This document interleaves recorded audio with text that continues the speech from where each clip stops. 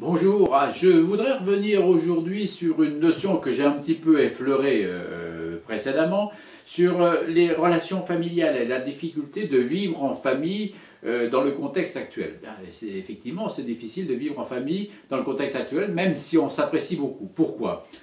Il faut savoir que la normalité dans notre socioculture aujourd'hui, c'est effectivement de vivre d'abord l'enfant, il est d'abord dépendant physiquement et psychiquement de son parent, et puis petit à petit, grâce à notre fameuse pulsion épistémophilique et son accompagnement, il apprend à devenir indépendant, donc à sortir de la maison et à être autonome à l'intérieur de la maison. Donc la normalité dans notre socioculture, j'insiste bien, c'est effectivement à la fois de vivre à la maison, mais de vivre aussi à l'extérieur de la maison, à l'école, dans les activités sportives ou culturelles, et c'est vrai aussi pour les adultes. Donc la situation que nous vivons actuellement est tout à fait anormale, elle nous oblige à vivre les uns avec les autres.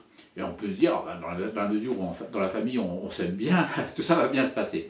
Vous le savez bien comme moi, il y a forcément des moments de tension qui sont inévitables. Alors pourquoi ces moments de tension? Parce que d'abord on vit dans un contexte légitimement anxiogène, on est légitimement anxieux, un peu préoccupé, on ne sait pas trop comment ni pourquoi, je l'ai déjà dit, petit à petit ça s'améliorera puisqu'on aura des réponses aux questions qu'on se pose, mais pour l'instant il y a un climat d'anxiété. Et lorsqu'il y a un climat d'anxiété, il ne faut pas grand-chose pour effectivement déclencher un conflit, quelque chose qui peut s'avérer tout à fait pénalisant pour les uns et pour les autres. Il ne faut pas grand-chose. Joue ce que j'ai appelé par ailleurs le principe d'angoisse interactive interférente, c'est-à-dire que l'angoisse de l'un interagit sur l'angoisse de l'autre et ça interfère sur la relation, interférence qui peut s'avérer quelquefois très dommageable, bien évidemment. Donc il faut savoir cela. Alors, et vous le savez très bien comme moi, quelquefois c'est quelque chose de tout à fait insignifiant, c'est une situation. Comme on est dans un climat anxiogène, forcément c'est un climat de frustration, de tension, et il suffit de ce qu'on perçoit comme une frustration supplémentaire pour créer justement l'étincelle ou la goutte d'eau qui fait déborder le vase. Alors il faut justement essayer.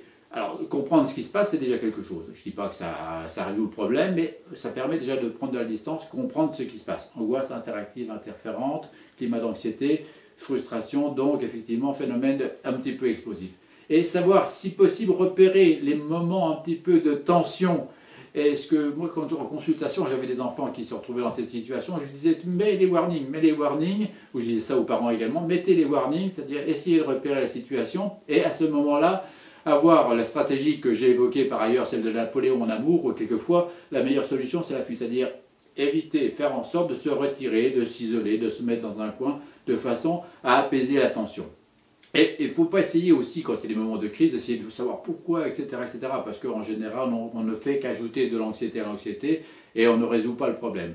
Il faut savoir que sur le plan physiologique, tout ça génère des processus, que tant que ces processus physiologiques ne sont pas abaissés, on ne peut pas rentrer en discussion. Donc, sur le coup, on n'essaye pas de comprendre pourquoi et comment, et quelquefois on peut faire par ailleurs des conseils de famille, je l'ai déjà dit, où on va mettre un petit peu à plat les choses. Qu'il y ait des conflits ici et là, c'est inévitable, et ce n'est pas plus grave que ça, simplement il faut comprendre ce qui se passe et essayer à certains moments de s'en expliquer. Allez, on se retrouve une autre fois pour d'autres chroniques. Au revoir.